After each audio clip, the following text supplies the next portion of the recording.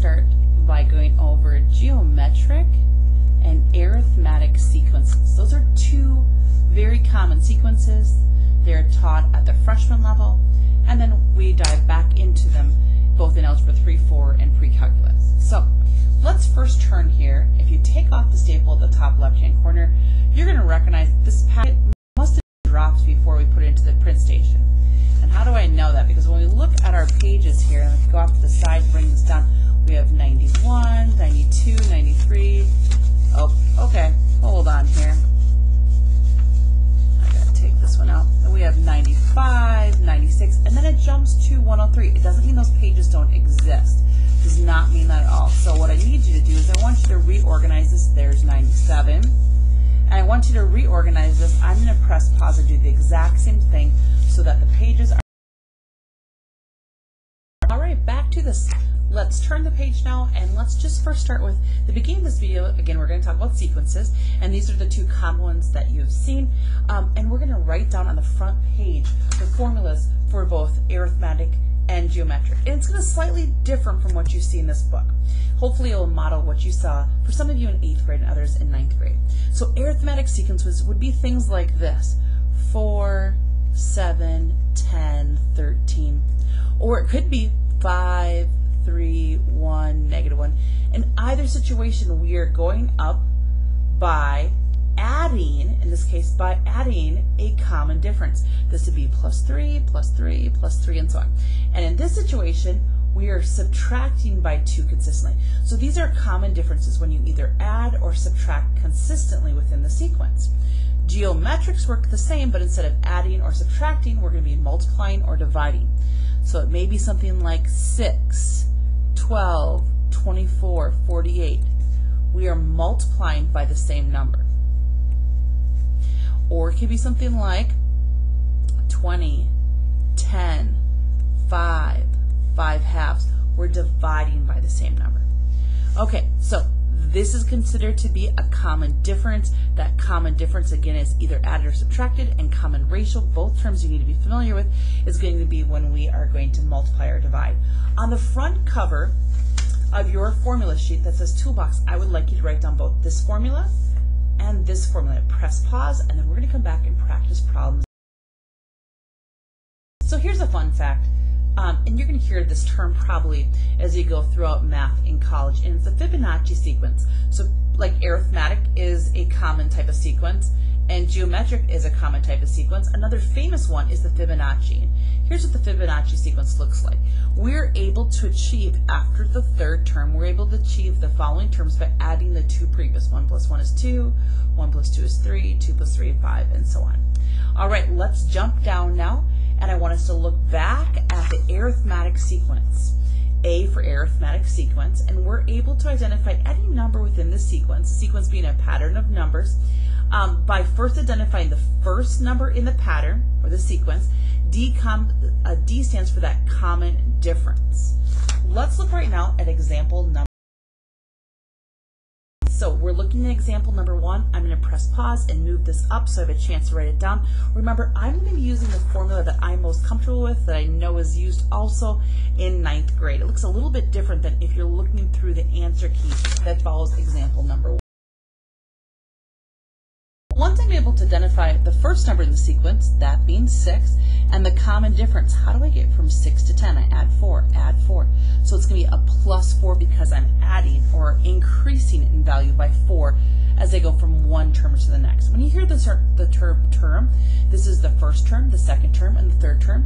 So we represent it as a sub 1, a sub 2, a sub 3. So when we want to find the 100th term, it's a, and then with this number 10 is written as a sub number, okay? Let's get started. So I have a sub n is equal to the first number plus the common difference of n minus 1. Now, if we were going down or decreasing by a specific value, then this would be a subtraction sign. I'm going to distribute the 4. A sub n equals 6 plus 4n minus 4. Common mistake is students forget to distribute that. -4 at 6 gives me me a positive 2. Now this is my arithmetic equation for this specific sequence. And I want to find the 100th term in the sequence. A sub 100 equals 2 plus 4 times 100. A sub 100 is equal to 2 plus 400, which is 204. Let's jump.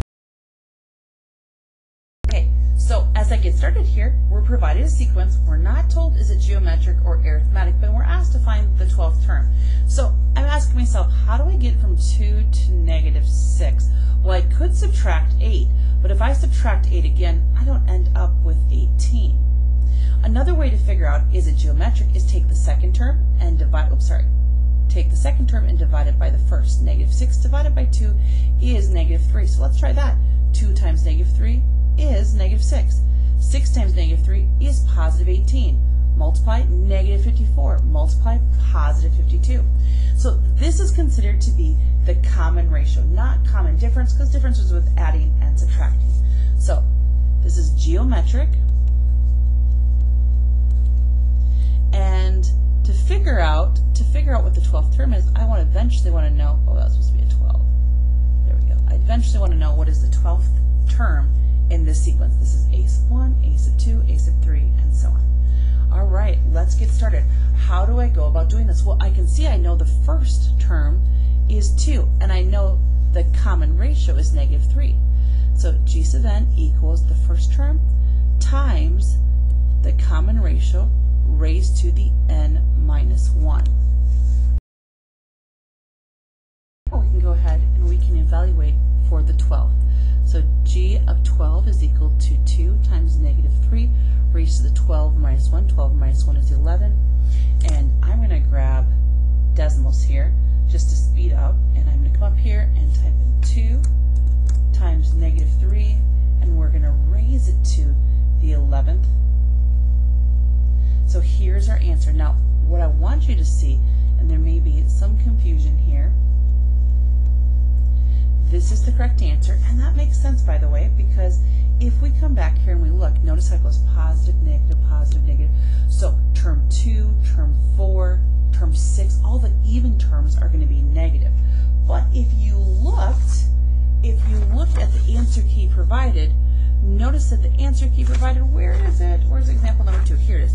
The answer key provided was a positive value. This should have been negative, and you can change that.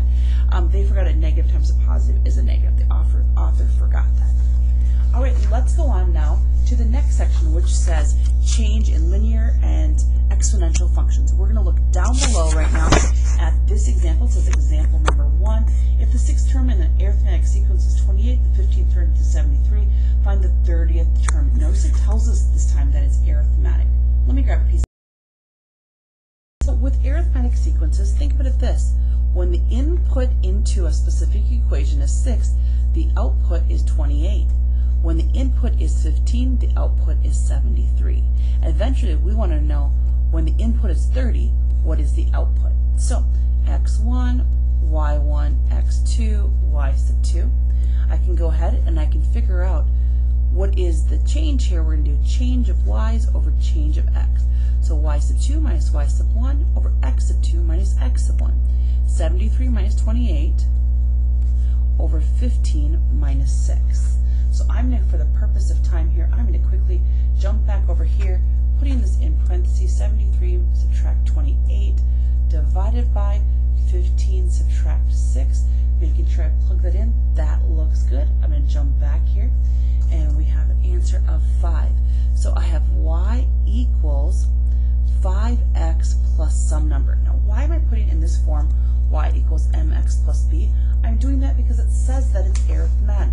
It tells me that it's going to be linear then, if it's arithmetic. Okay, so the next thing I'm going to do from here is I'm going to choose one of these 2 points. It doesn't matter which one we use. I'm going to plug in 6 for an x, so 5 times 6, and 28 for the y. And I'm going to solve for b. 28 equals 30 plus b. I'm going to subtract 30, and I now have negative 2 equals b. Negative 2 equals b. So I can write the equation y equals, come back up here, 5x minus 2. This is my equation. Now when I input in 30, I have 5 times 30 minus 2. 5 times 30 minus 2. 30 is 150, and 150 subtract 2 produces an answer of 148. So when the input is 30, we can assume the output is 148. Similar, this time we're told we're working with a geometric sequence. We don't know the initial term, just like in the previous example we didn't know the initial term, but we know that when the input is 5, the output is 4, and when the input is 10, the output is 1/8. Okay, let's think about a geometric. We have g sub n equals g sub 1, and then r raised to the n minus 1. Okay, so my output, or the y value, is 4, and we have 5 is the input. 5 minus 1 is 4. I'm going to do the same thing over here. 1/8 is the output. Remember, y is your output, and then I don't know the first term. I know they have to have the same term because they have to have the same first term because they come from the same geometric sequence. And they're going to have the same r value, the same common ratio. And now in this position, 10 minus 1 is 9. So what do I do with these two? Well, let's go ahead and let's see what we can do. I think I'm going to go ahead and I'm going to isolate the g sub 1. So if I want to get this by itself, notice it's being multiplied by r to the 4th power. So I'm going to divide both the left and the right by r to the 4th. And now g sub 1 is by itself. And just like we learned back in 9th grade, we can now take this and substitute it into the other equation where I see the value g sub 1. So I have 1/8 equals, okay, what is g sub 1 equivalent to? 4 over r to the 4th, and I already have r to the 9th up top. If you're a visual learner, think of this as 4 r's on the bottom, and on top there are 9 r's. So I can reduce and reduce, reduce, reduce, reduce, reduce, reduce, reduce, or even easier, take 9 minus 4, which is 5, the larger number is on top, so 1, 2, 3, 4, 5, r to the 5th is on top. 1/8 equals 4 times r to the 5th.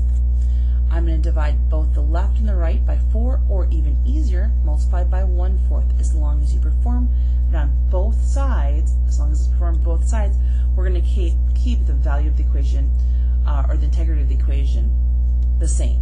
So 4 on the right-hand sides are going to reduce to 1, and I have r to the 5th equals 1 over 32.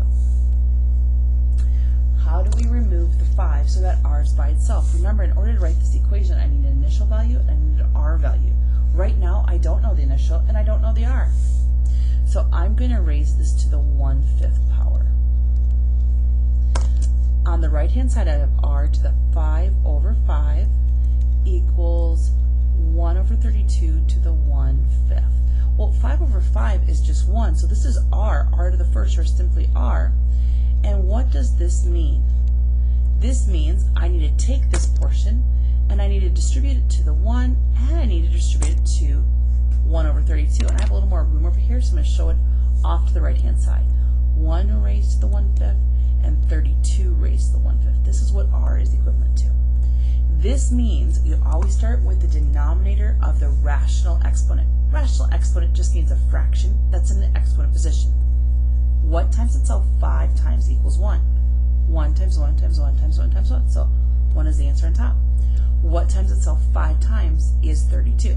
Now if you have a calculator, well, what we could do is simply plug this in, but for most of you, we're going to raise this right now to the 1/5. Most of you know the answer is 2. And we can see the answer is 2. Why is that? Because 2 times 2 times 2, 5 times, is equal to 32. So r is equal to 1/2. To write this equation, I need both the first and I need the r. So now I have g sub n equals the first value. I don't know what that is. Well, I do know the r is 1/2. And now I still need to solve for g sub 1. So I come up and I go, which equation do I prefer to use? There's no wrong answer. I don't like working with fractions. So I'm going to use 5 and 4. 5 is the input, 4 is the output. 4 is the output, and 5 is the input. 5 minus 1 is 4. And now I need to distribute the 4 to both the 1 and to the 2. 1 to the 4th and 2 to the 4th.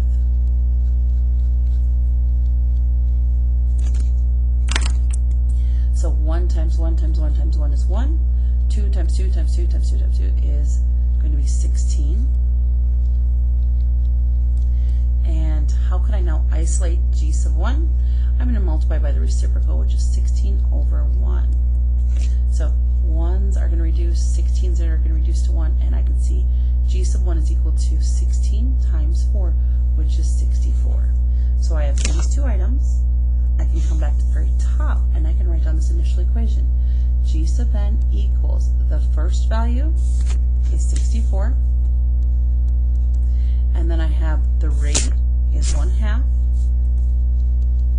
raised to n minus 1. This is my equation. This is my equation right here. And we actually would have hit on this a lot more in Algebra 3-4. For those of you that are in accelerated calculus, you probably saw very little of this. So hopefully this is making some sense to you. Now this problem says, after you do all of this, find the 20th term. So I want to know, when my input is 20, what is going to be the output? Well, 20 minus 1 is 19. I'm going to grab here the calculator, and on the outside I have 64 raised to the 1/2. Oh, I know that's the same as 0.5, and I could write 1/2. And I'm going to raise it to the 20 minus 1, which is 19. Turning it back into a fraction, I have 1 divided by 81/92. And we can see that also matches up here. If I'm going to jump back, that matches right up here with this answer. You will get to practice these again when you get to the basic and advanced questions at the end of this packet.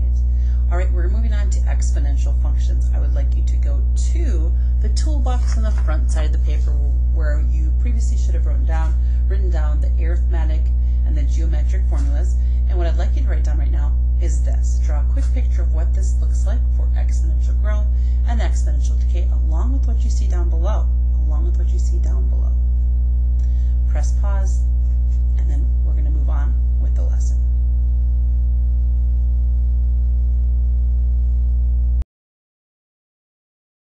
Notice that when we're actually looking at exponential functions, that our a value is always going to be positive. We can see that a value is positive. When b is greater than 0, that's your rate. When your rate is greater than 0, or greater than 1, excuse me, we have an example of exponential growth. And when it's between 0 and 1, it's an example of exponential decay. And we can see that in those pictures from left to right, it's rising, or from left to right, it is falling. Okay, so when we look here, we have an a value that is greater than 0. That's in fact being 2. And since 7 is greater than 1, we know this is an example. Apply what we now know to the following problem. Grabbing this piece of paper here and going over things that I think are important for us to note here. So when I look at this, the value that's in front, oh, you can't see that. The value that is in front of the rate here, so in fact this is 2, that's going to represent your y-intercept every single time. So on your paper, I would like you to write that down. On your paper, we are going to write down that this a value represents your y-intercept. I call it the starting point on the y-axis. And so you can see we have that point. Let's identify some key characteristics. So we know what this looks like. If I was not provided with this graph, I could just make myself a very simple graph. If I had no graphing calculator, I start on positive 2 because 7 is greater than 0. I know it's going to be an exponential growth, so it's looking something like this. So let's go over what we know. We can see that I'm not limited what I can plug in for x. I can plug in negative values, positive values of x, or even 0. So my domain goes from negative infinity to positive, or all real numbers. I can say the domain of f is all real numbers. Now the range is a little bit different. The range, we can see that it never crosses over the x-axis. So the range of function f is all real y values such that y is greater than 0. We know the y-intercept. If it never crosses the x-axis, there's no x-intercepts. From left to right, we can see it's increasing over the entire function. It looks like this is concave up as well. And let's see, what other information do I think is pertinent here? There is no absolute maximums. All of this is true. We already talked about, we have a horizontal asymptote on the x-axis known as the equation of y equals 0, and the end behavior, as it goes to the left, it gets closer and closer to 0, and as it goes to the right, it goes up. And that's where we see this right here. Now, if you're able to write this on your own, and it's not a multiple choice question, you could write as simple as this. As the function goes to the left, we know that f of x is approaching 0. And as the function goes to the far right, we know that the function is going up. Why it's important to know this? It's multiple choice. I do want you to recognize as the function goes to the far left, the function approaches 0. As the function goes to the far right, it approaches a positive infinity. Let's look at this example here. We have Brody, who's entered kindergarten. His grandparents give him a certificate, a CD, for $5,000. That's the initial amount. That's initial amount. Now, where I often see confusion, by the way, is this is where I see confusion in the past with Algebra 3-4 in particular. But since many of you that are watching this never got to do Algebra 3-4 beyond the first 3 weeks, there's probably a little bit of confusion here. When we think of geometric sequences, we're looking at this equation. Right? That's our equation. Got it. That's a sequence. We can find any number. We can find any number within the sequence using this formula. When I'm actually looking at a graph of an exponential function, this is what I'm going to look at. I'm going to look at g of 1 still, and then it's r to the n. So g of 1 still represents what's that initial value that was in place. And here it's 5,000. So that's why you see in this equation 5,000 is right here. Still that initial amount. Now, we have 100%. Think of that. If we gain, we're going to add to 100%. If we decrease, we're going to subtract. So to this 100%, it says that we have an annual rate of 3.5% compounded yearly. So we're going to add 3.5% to that. Well, 100% as a decimal is 1.00, and 3.5 as a decimal, moving it 2 places to the left, just like I did over here, 2 places to the left to get 1.00, and 0.035. So 1.035 when I add that together. That's how I come up with this amount right here. If we would have been talking about a problem that would have been able to model exponential decay and we were actually subtracting, like often a value of a normal car will detract over time. A house in general will gain over time. So when it gains, it's greater than 1.0, and when it's a decay, it's going to be less than 1.0. So that's where you see this, and then here we're going to find out after 13 years what is this worth. You simply can plug it into a calculator, but we do have to follow decimals. That's the other thing that sometimes students get confused with. So when I plug this in, you're either going to plug it in all at the same time, or if you're going to do it separately, make sure to do the exponent part first following PEMDAS. So raise this right now to the 13th, and you can see that Brody again is given $5,000 in a CD when he's a kindergartner, and 13 years later we can see that the value is up to this amount right here. Important properties for you to understand, and I like how we actually can see how they're applied with the numerical values. When you have the same base and you're multiplying, you add the exponents. Same base and you're dividing, you subtract them. I'll let you take time to look through these. In your packet, it is important to see that. If you don't have the packet with you, please press pause and look these over. If you're not sure about any of these, put them on the front page of your toolbox. Let's go down to the next example here when you're asked to sketch a graph. Now what I want you to recognize is that the function f of x is equal to 10 to the x power. So you're like, I don't see a number in front. The number is 1, so we have 1 times 10 to the x. That's this exponential function. When you don't see a value in front of the r, the value is 1. And I can see that graph right here. It has a y-intercept of 1.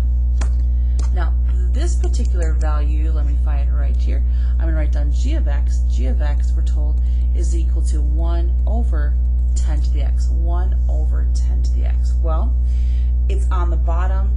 If I raise it to the top, it's not going to be happy, and the exponent needs to be identifying that. That's why it becomes a negative. So when I see this here, 10 to the negative x is the same as 1 over 10 to the x. Keep this in mind. And notice how they reflect directly across. They reflect directly across the line here, which is the y-axis. Now, in this form, I could also write that I have a little more space over here as g of x equals 1/10 raised to the x. And you're wondering, well, why is the x just on the 10th? I wish the author would have written it like this. And 1 to any value is going to give you an answer of 1. That's why it doesn't change it at all. Like 1 to the second, 1 to the third, 1 to the 0. It's all 1. That's why they just left a 1 on top and only applied it to the 10. But in this form, we can see there's no number out front, which is a 1. And we can also see in this form, there's your y-intercept, we can see that the b value is greater than 0 and less than 1, which makes it decaying. So we are asked to analyze the graphs. Notice that they have the exact same y-intercept. They reflect across the y-axis. Notice that function f here, this growth function from left to right, is growing. As it approaches negative infinity, the y value is approaching 0, and as it goes to positive infinity, it is approaching positive infinity as well. Now, just the reverse for g of x. As g of x approaches negative infinity, it's going up. As it approaches positive infinity, it's getting closer and closer to 0. They both have the exact same horizontal asymptote, which is the equation y equals 0. Really important, something we see as we model real life situations is going to be when we have an exponential function. So we have something where it's y equals some number here. This is going to be our initial value. In fact, we can see some number here. And then for the rate, it is a value of e. E is not going to be a variable. E is actually a number, and it's known as a natural number because it models in nature a lot of things, and as you get into physics and more into chemistry, you're going to see that quite often. So they do want to show us that. Let's jump down to composition of functions. If you've been with me in ACT prep, we've done this quite often. Favorite, go to the front toolbox and write down these two parts. This is the exact same thing as this, and so I don't want there to be any confusion with this.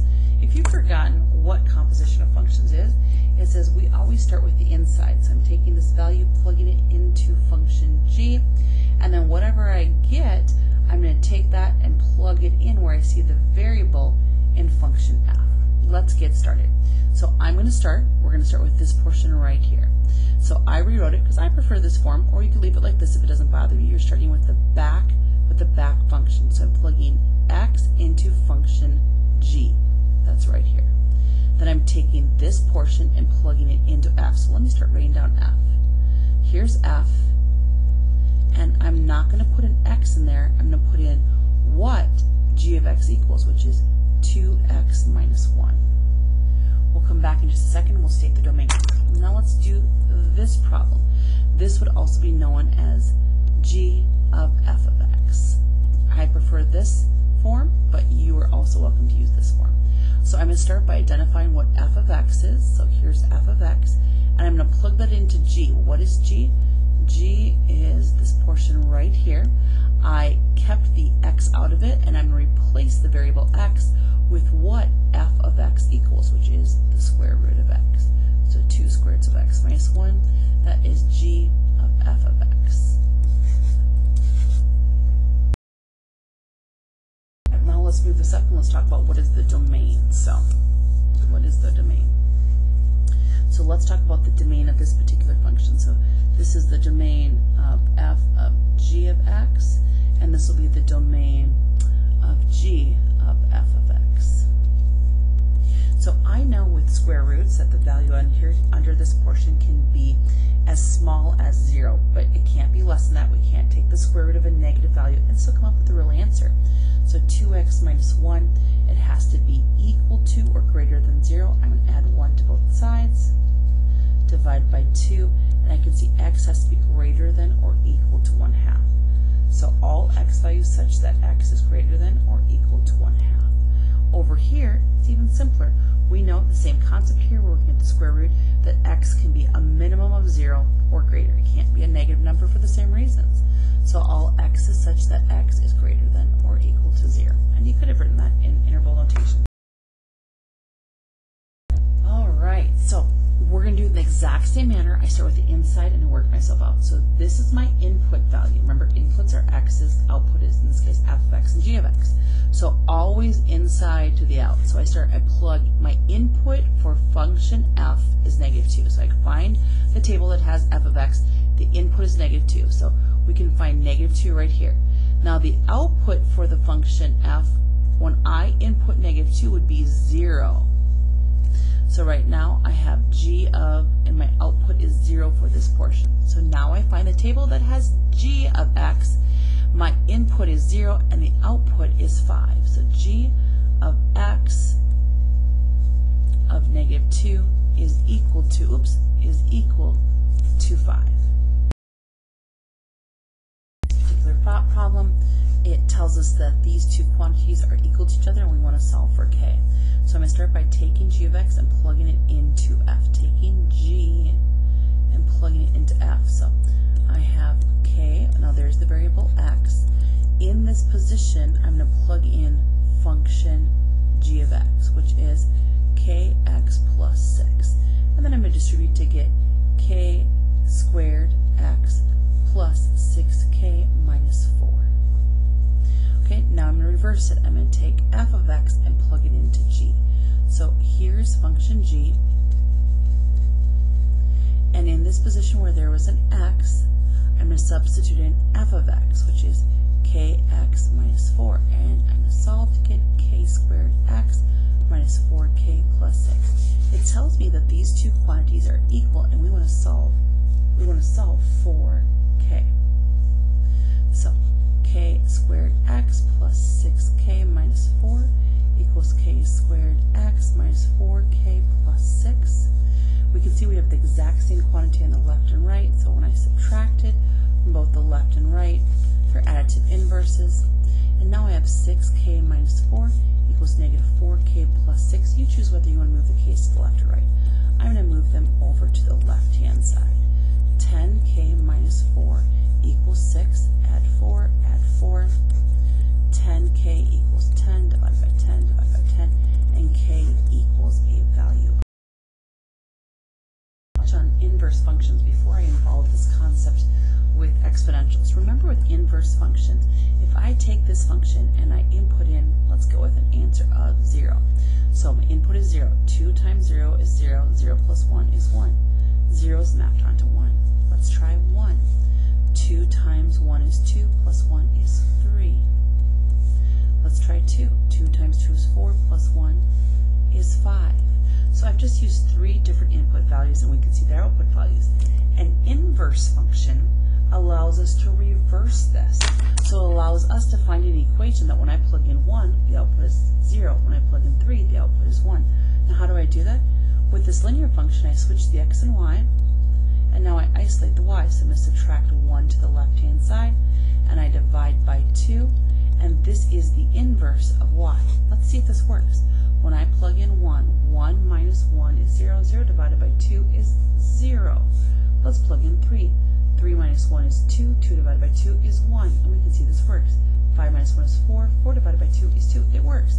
These are inverses. Now, what else does inverse tell us? When we're able to create an inverse function, we're also able to show that the function is 1 to 1. And that means that every x maps onto one unique y value. Let's apply. So here's an example right now of inverse functions, just like I did. This with the linear function, we switch the x and y, then we isolate the y. Now, by the way, we could tell that these two functions are in fact inverses of one another. If we look at the x and y values here, we'd notice the domain of the original function becomes the range of the output. The range of the original function becomes the domain of the output, just like we had here. This is domain, and this is range for this original function, domain and range. But when we do the inverse, the range of the original became the domain, and remember it mapped backwards, and the range of the inverse was originally the domain of the original.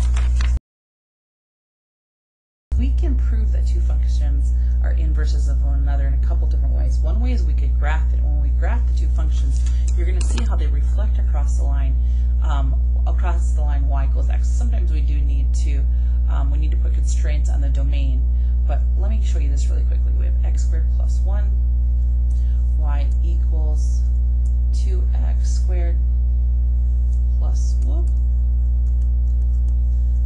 1, and the second one was y equals, and we're going to do the square roots of x minus 1 divided by 2.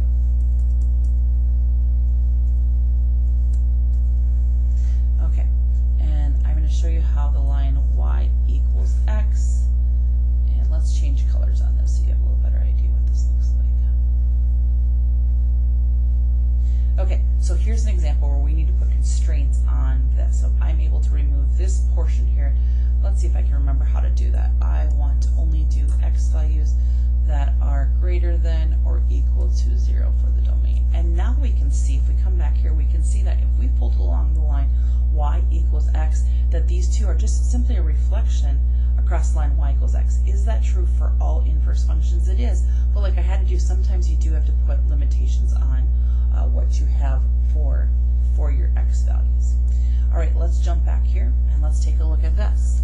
So we're asked to show that these two are inverses. So one way is by graphing. Algebraically, we can show by using this idea of composition of functions. If we're able to take f of g of x and able to take g of f of x, and in both situations, if we simply get x, then we know they are in fact inverses of one another. So let's do that right now. I'm going to start by taking g and plugging it into f. So here is f, 2x squared plus 1, but in this position, I'm going to write down the square root of x minus 1 over 2. Okay, well the square and the square root are going to simplify to an exponent of 1, and many of you think canceling out. Now the 2 on top and the 2 on the bottom are going to simplify to 1. Make sure you're showing all of your steps, thinking about this as you apply it, and we end up with x. It has to work for both. Now I'm going to plug f into g. So here is the function g, and in this function g where I see an x value, I'm going to plug in f, which is 2x squared plus 1. I have the square root of 2x squared plus 1 minus 1.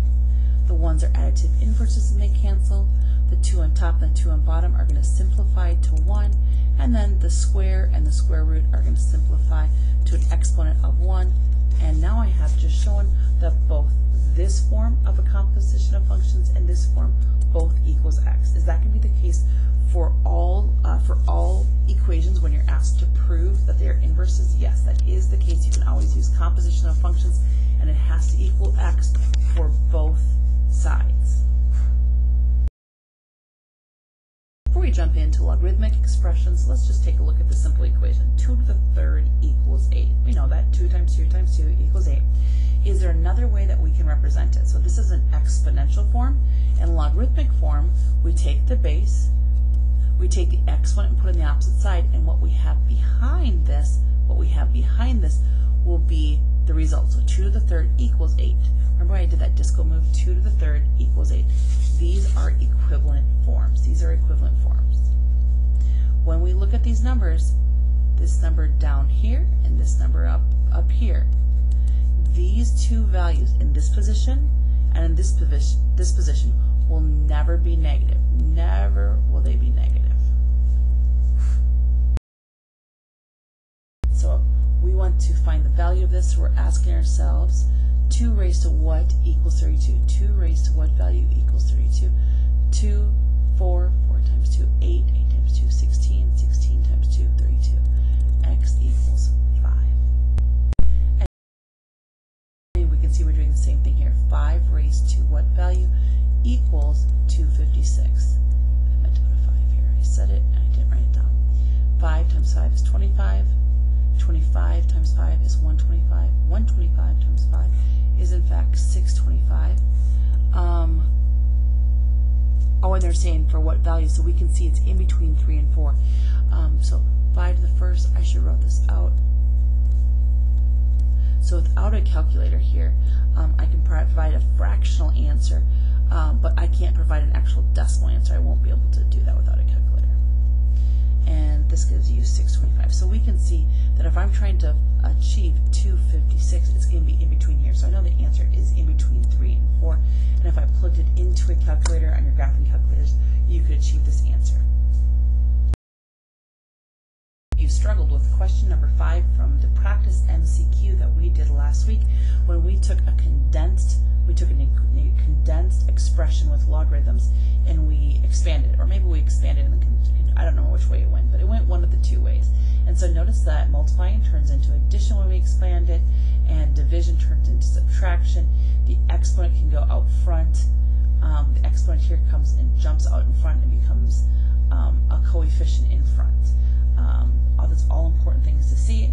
Let's take this one right now, and we want to rewrite it, or do we want to solve it? We want to solve it. Okay, the reason we learned about logs,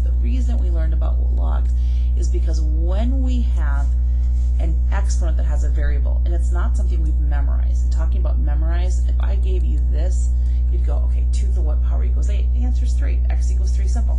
But what happens when you have an exponent and you're going 15 to what power equals 30? It's not to the second, like a lot of kids are thinking, well, 15 times 2. No, this is 15 to what power of itself equals 30. That's when we apply logs. So I'm going to take log of 15. Whatever we do to the left, we must do to the right. Now on the left-hand side, these simplify to 1, and I bring down the exponent x. So x equals log base 15 of 30. You can plug that into your graphing calculator, and that's how you can come up with an exact answer. And this is the exact answer. Let's look at example number 2. Again, this is the concept you guys struggled with. Many of you, number 5 from the MCQ that you did. So we are going to expand this and make it larger.